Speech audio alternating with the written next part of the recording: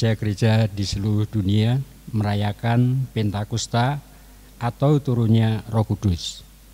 Roh Kudus dijanjikan oleh Tuhan Yesus untuk menyertai kehidupan umatnya.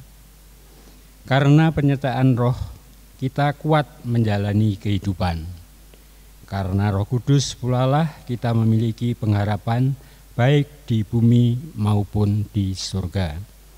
Selamat merayakan Pentakosta. Mari dengan bangkit berdiri dan sambut Pentakosta ini dengan menyanyikan KJ 237 ayat 1 sampai dan 3.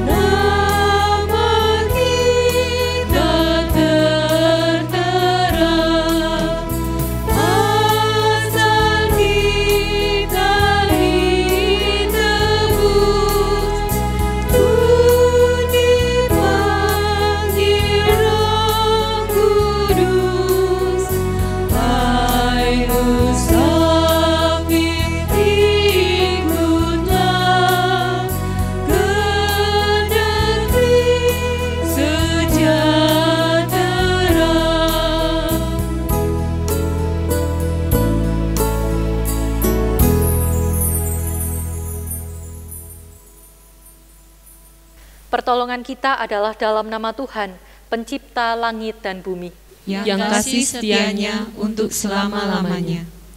Terpujilah Allah Bapa, Anak dan Roh Kudus, sekarang dan sampai selama-lamanya. Salam sejahtera, Tuhan beserta saudara. Dan beserta saudara juga. Saudara, hari ini bertepatan dengan Pentakosta. Meskipun kita tidak bisa merayakannya bersama-sama di gereja, tetapi biarlah saat ini kita mengingat bahwa penolong yang Tuhan janjikan digenapi dalam peristiwa Pentakosta. Dan saat ini pun kita menerima aliran hidup dari Roh Kudus. Dan aliran itu memenuhi kehidupan setiap orang yang membuka hati bagi karyanya. Terbukanya hati menerima karya Roh Kudus adalah wujud respon terhadap sabda Tuhan Yesus yang menjanjikan Roh Kudus. Maka mari kita mengalami karyanya untuk mengalami pemulihan setiap hari dan semakin dewasa di dalam Kristus.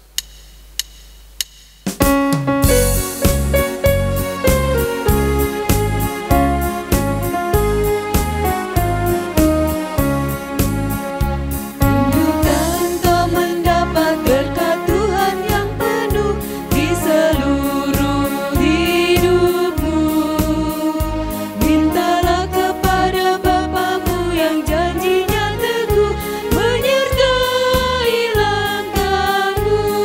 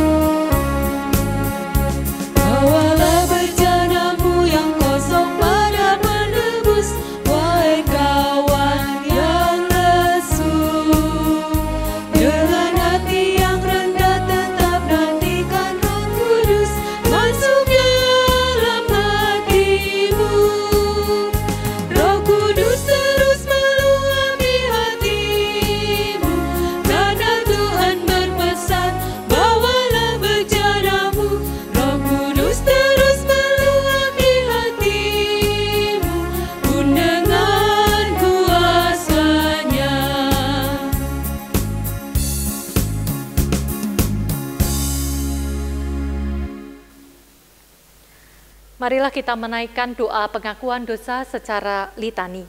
Mari kita berdoa. Datanglah ya Roh Kudus. Ya Roh Kudus, penuhilah kami dengan aliran air-Mu. Berikanlah kesegaran bagi kami yang haus karena berjalan di gurun kehidupan. Ya Roh Kudus, penuhilah kami dengan aliran air-Mu.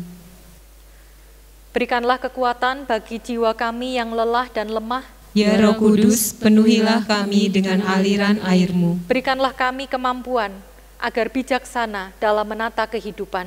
Ya Roh Kudus, penuhilah kami dengan aliran air-Mu.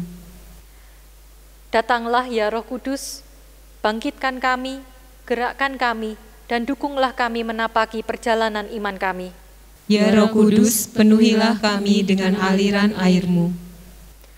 Ampunilah kami manusia yang berdosa ini, dan layakkanlah kami mengalami karya Roh-Mu. Ya Roh Kudus, penuhilah kami dengan aliran air-Mu.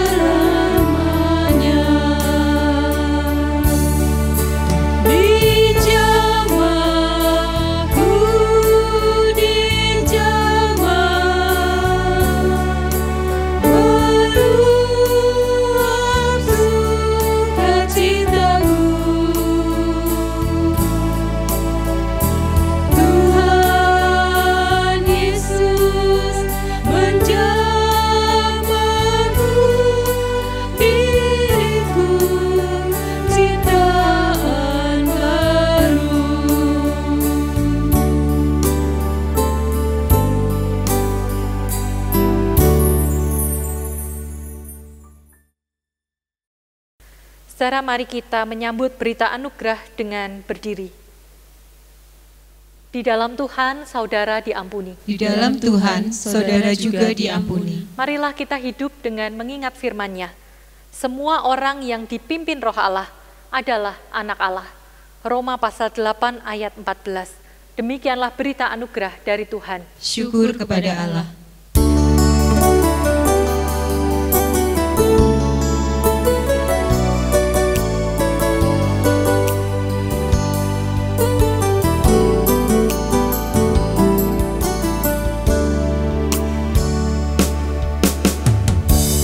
Roh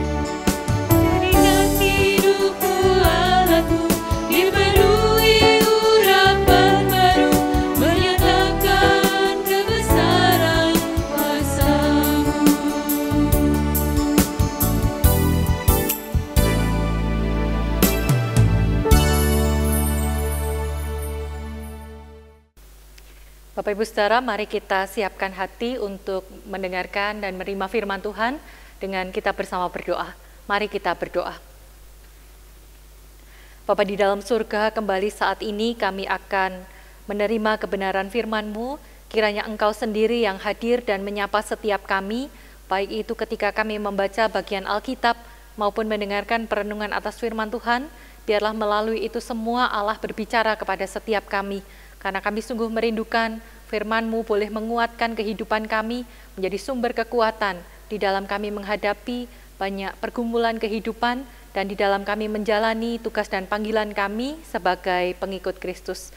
Kami siap untuk menerima firman Tuhan. Di dalam nama Tuhan Yesus kami berdoa. Amin. Pembacaan Alkitab diambil dari Injil Yohanes pasal 7 ayat 37 sampai 39. Yohanes 7 ayat 37 sampai 39. Dan pada hari terakhir, yaitu pada puncak perayaan itu, Yesus berdiri dan berseru, "Barang siapa haus, baiklah ia datang kepadaku dan minum. Barang siapa percaya kepadaku seperti yang dikatakan oleh kitab suci, dalam hatinya akan mengalir aliran-aliran air hidup." Yang dimaksudkannya ialah roh yang akan diterima oleh mereka yang percaya kepadanya. Sebab roh itu belum datang karena Yesus belum dimuliakan. Demikianlah Injil Yesus Kristus. Yang berbahagia ialah mereka yang mendengarkan firman Tuhan dan yang memeliharanya. Haleluya.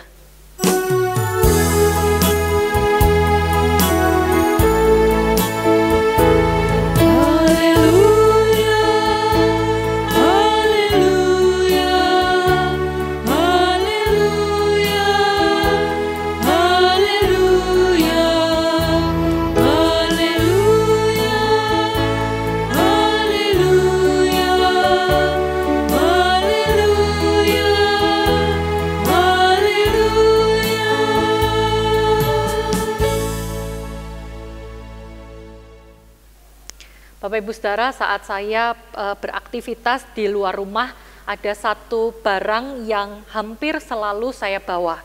Saya bilang hampir selalu karena kadang-kadang juga kelupaan, ya. Barang itu adalah botol minum. Nah, saya sendiri merasa punya prestasi di dalam pencapaian botol minum yang saya punya. Saya ingat dulu ketika saya masih jarang bawa botol minum. Botol saya hanya sebuah botol kecil yang ukurannya sekitar 300 ml. Lalu ukuran botol itu meningkat menjadi 500 ml, menjadi 1 liter, dan sekarang saya punya botol ukuran 2 liter yang kadang menemani saya beraktivitas keluar. Nah, suatu ketika saya membawa botol minum ukuran 2 liter, ketika ada orang yang melihat, kemudian muncul komentar ketika melihat botol yang saya bawa. Kebanyakan berkesan bahwa saya banyak minum. Bahkan orang lain kemudian membandingkan dengan dirinya sendiri. Saya yang bawa botol segini, gitu ya, sambil menunjukkan botol ukuran 600 ml, baru berkurang sedikit, padahal sudah lewat tengah hari. Ya, tapi saya dengan prestasi membawa botol ukuran 2 liter yang sudah diisi kedua kalinya. Nah, Bapak Ibu Saudara, sebagian orang mungkin menyepelekan asupan air untuk tubuhnya masing-masing. Padahal kita tahu tubuh kita terdiri sebagian besar terdiri dari air dan kita sangat membutuhkan air. Nah, apa akibatnya kalau kita sampai kekurangan konsumsi air dalam keseharian kita? Akibat yang paling ringan, yang paling sederhana, tentu kita bisa merasakan haus. Tenggorokan kita kering karena kita kurang minum air. Atau dampak yang lebih berat, gitu ya. Kita bisa lemas, pusing, bahkan beberapa lansia GKI Muntilan mengalami keluhan kesehatan hanya karena sebab yang sepele, kurang minum. Atau dampak yang lebih serius bisa kita alami kalau kita mengabaikan konsumsi air yang cukup dalam keseharian kita. Misalnya hipertensi, gangguan ginjal, dan lain sebagainya. Karena saya bukan dokter, jadi saya tidak akan menjabarkannya saat ini. Nah, Bapak Ibu Saudara, ketika Yesus dalam ayat yang kita baca mengatakan hal yang berkaitan dengan air, tentu Yesus tidak sedang mengkampanyekan gerakan minum air cukup, ya. Ketika dia berkata dalam ayat yang ke-37, barang siapa haus, baiklah ia datang kepadaku dan minum. Yesus tidak sedang menawarkan air minum dalam arti yang sesungguhnya. Lalu apa yang Yesus maksudkan dengan penggambaran air dalam bacaan ini? Kalau kita ingat di bagian Alkitab yang lain kerap kali disimbolkan melalui benda-benda yang terdapat di sekitarnya. Misalnya batu penjuru, batu sandungan, atau kebersamaan umat Tuhan yang digambarkan melalui bangunan atau tubuh Kristus. Nah, pada kesempatan ini Yesus memakai air sebagai penggambaran. Dan tentunya ini punya latar belakang. Latar belakang yang pertama, setidaknya perkataan Yesus ini ada dalam sebuah konteks, yaitu perayaan Hari Raya Pondok Daun. Gampangnya perayaan ini salah satunya berdoa memohon hujan di dalam masa tanam yang akan dijalani masyarakat pada waktu itu. Tetapi air juga dipakai dalam bagian ini karena air dekat dengan kehidupan manusia saat itu, bahkan masa sekarang. Dan air mengambil peran yang penting. Nah, Bapak Ibu Saudara, beberapa hal yang mau kita pelajari dari perenungan firman Tuhan hari ini. Yang pertama, kalau tubuh kita kekurangan air, kita bisa mengalami dehidrasi. Dan melalui bahan ini kita mau disadarkan bahwa yang bisa mengalami kehausan bukan hanya tubuh secara fisik. Ketika Yesus bilang, barang siapa haus, baiklah ia datang kepadaku dan minum. Haus dalam kalimat ini tidak ditujukan untuk haus secara fisik, tetapi kehausan rohani yang bisa dialami oleh umat Tuhan. Rohani kita kekeringan dan kita mengalami dehidrasi. Kapan itu bisa terjadi? Ketika kita menghadapi situasi hidup yang begitu berat, tetapi kita minim asupan kekuatan dari firman Tuhan, maka kita dengan mudahnya bisa mengalami dehidrasi rohani. Bapak Ibu Saudara, sampai saat ini kita belum bisa menjalankan aktivitas peribadahan seperti biasa. Buktinya Bapak Ibu masih menonton YouTube ini dan bukannya berkumpul di gereja. Artinya kita belum bisa beraktivitas leluasa karena pandemi yang sampai sekarang sudah berjalan 2 bulan lebih masih terjadi. Nah, yang sekarang ditakutkan bukan hanya penyakit ini secara fisik yang bisa menyerang, bukan juga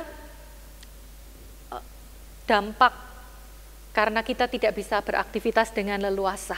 Tetapi ada bahaya yang juga perlu kita waspadai, yaitu kesehatan mental. Gereja-gereja mulai menyerukan pentingnya menjaga kesehatan mental supaya di tengah pandemi ini kita tidak jatuh dalam depresi, stres yang berkepanjangan karena situasi hidup yang serba sulit yang saat ini kita hadapi.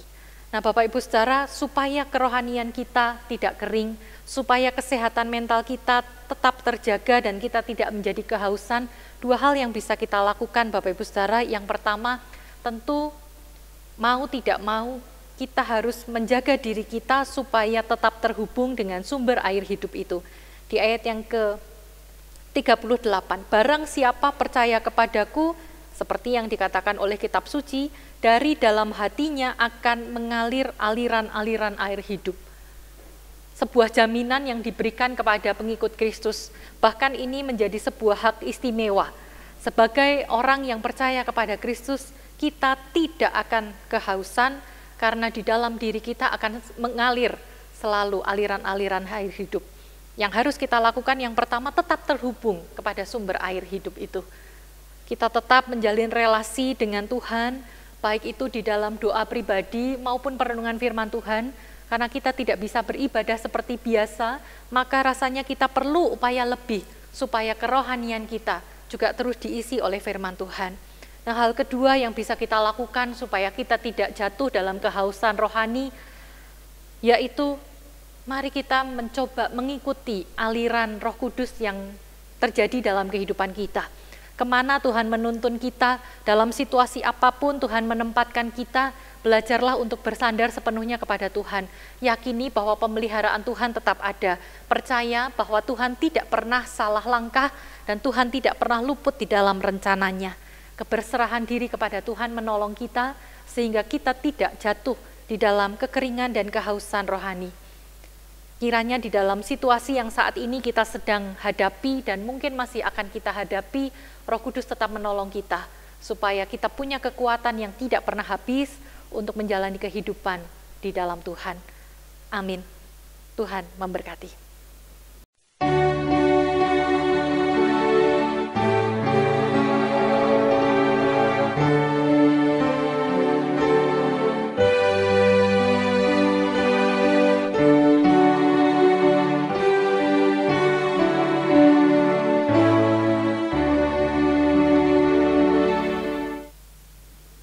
Bersama dengan umat Tuhan di segala abad dan tempat, marilah kita memperbarui iman percaya kita dengan mengucapkan pengakuan iman rasuli. Aku percaya kepada Allah, Bapa yang Maha Kuasa, Khalik langit dan bumi, dan kepada Yesus Kristus, Anaknya yang tunggal Tuhan kita, yang dikandung daripada Roh Kudus, lahir dari anak darah Maria, yang menderita sengsara di bawah pemerintahan Pontius Pilatus, disalibkan, mati dan dikuburkan, turun ke dalam kerajaan maut. Pada hari yang ketiga, bangkit pula dari antara orang mati, naik ke surga, duduk di sebelah kanan Allah, Bapa yang Maha Kuasa. Dan dari sana Ia akan datang untuk menghakimi orang yang hidup dan yang mati. Aku percaya kepada Roh Kudus, gereja yang kudus dan am, persekutuan orang kudus, pengampunan dosa, kebangkitan orang mati, dan hidup yang kekal. Saudara, mari kita satukan hati, kita naikkan doa syafaat. Mari kita berdoa. Tuhan, di dalam segala kelelahan yang saat ini mungkin kami rasakan ketika menghadapi situasi yang terjadi di sekitar kami, pandemi yang masih terus berlanjut, bahkan situasi hidup yang belum membaik, dan banyak pergumulan kehidupan yang kami hadapi sebagai dampak dari pandemi yang saat ini terjadi. Sebagai manusia kami merasakan lelah, dan kami terus bertanya, kapan ini akan usai dan kehidupan bisa kembali berjalan dengan normal. Tetapi kami juga ingin menjadi orang-orang yang memasrahkan kehidupan kami kepada Tuhan. Dan saat ini kami memberanikan diri datang kepada Tuhan di dalam doa syafaat, karena kami tahu Engkaulah sumber pertolongan kami, dan di dalam Tuhan kami senantiasa memperoleh kekuatan baru. Maka ya Bapa, biarlah kemurahan-Mu terus terjadi di dalam kehidupan kami. Ketika kami berjuang di dalam hari-hari yang kami jalani, biarlah selalu ada tangan kasih Tuhan yang menopang dan yang tidak pernah membiarkan kami terjatuh. Saat ini kami berdoa ya Bapa, ketika kami bergumul di dalam persoalan kehidupan di keluarga kami, akan kebutuhan yang harus dicukupi, namun ada terbatasnya peluang yang ada di sekitar kami, kiranya Tuhan yang terus memelihara, Tuhan yang mencukupkan apa yang menjadi kebutuhan kami dan keluarga kami, bahkan dengan perkenanan Tuhan, kami bukan hanya mencukupkan diri kami, tetapi kami rindu untuk juga memberkati orang-orang yang membutuhkan. Bapa, secara khusus kami juga memohon berkat-Mu untuk saudara-saudara seiman kami yang bergumul di dalam kondisi mereka yang sakit atau karena usia yang lanjut. Kami mau mengingat Ibu Esther Martina, Ibu Mami, Ibu Din Utami, Ibu Susilo, Ibu Rani Widiati, Bapak Pujo Sumedi, Bapak Teddy, juga untuk saudara-saudara kami yang lain yang tidak dapat kami sebutkan satu persatu, tapi yang saat ini kami ingat di dalam pikiran dan hati kami, kiranya Engkau yang menopang sehingga di tengah pergumulan sakit yang mereka hadapi, mereka juga boleh tetap hidup di dalam pemeliharaan Tuhan. Tuhan yang menjadi sumber pertolongan mereka masing-masing. Dan kami juga berdoa ya Bapa secara khusus untuk Sekolah Bentara Wacana dengan kegiatan belajar mengajar yang sampai saat ini masih terhambat, namun guru dan siswa tetap berusaha semaksimal mungkin supaya ilmu pengetahuan itu tetap boleh tersampaikan kepada anak-anak. Berkati ya Bapa setiap guru, karyawan, dan keluarga besar Bentara Wacana, sehingga di masa yang sulit ini mereka tetap boleh berkarya dan menjadi berkat bagi anak-anak yang Tuhan titipkan. Juga untuk penerimaan peserta didik di tahun ajaran yang baru, Tuhan yang hantar, supaya meskipun pandemi ini terjadi, orang tua tetap boleh mempedulikan kelanjutan pendidikan anak-anak mereka dengan ikut serta di dalam pendidikan di Sekolah Bentara Wacana. Bapa di surga, berkati kebersamaan kami sebagai keluarga besar GKI Muntilan yang meskipun tidak dapat bersekutu secara fisik di tempat yang sama, tetapi biarlah kasih persaudaraan di antara kami tetap terpelihara. Inilah doa syafaat kami ya Bapa yang kami panjatkan di dalam nama Tuhan Yesus Kristus. Amin. Marilah kita membawa persembahan dengan hati bersyukur sambil mengingat firman-Nya. Biarlah mereka bersyukur kepada Tuhan karena kasih setia-Nya, karena perbuatan-perbuatannya yang ajaib terhadap anak-anak manusia. Biarlah mereka mempersembahkan korban syukur dan menceritakan pekerjaan-pekerjaannya dengan sorak-sorai. Mazmur 107 ayat 21 dan 22.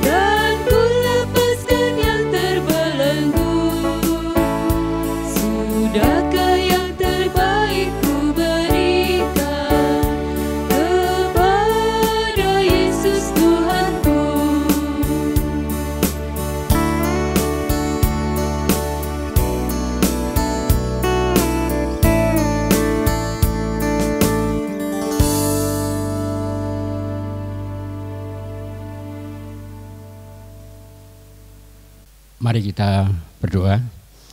Tuhan Bapa Surgawi, kami mengucap syukur dan terima kasih atas firman Tuhan yang Tuhan sediakan bagi setiap kami.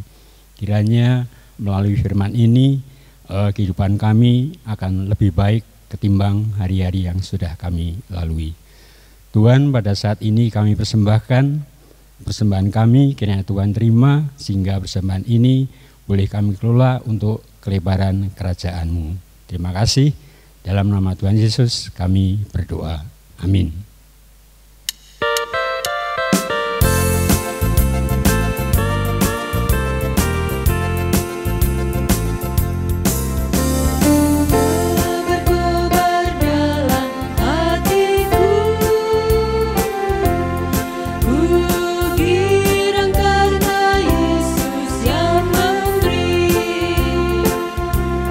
Dihangatkan jiwaku, tak perlu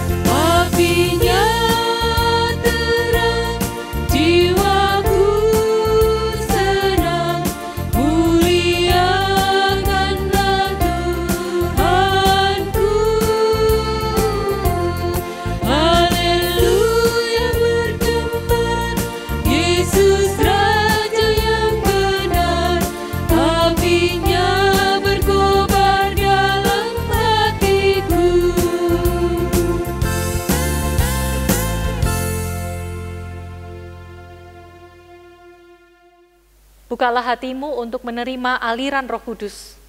Kami mengarahkan hati kepadanya. Jadilah saksi karya Allah. Kami adalah saksi-saksinya. Muliakanlah Dia dalam hidupmu. Kami memuliakannya, Tuhan sumber segala berkat. Kini terimalah berkat Tuhan. Kiranya Allah meneguhkan jalanmu dengan kasih karunia yang tak berkesudahan. Kiranya Roh Kudus mengisi hari-hari kehidupanmu dengan aliran airnya yang berlimpah. Amin.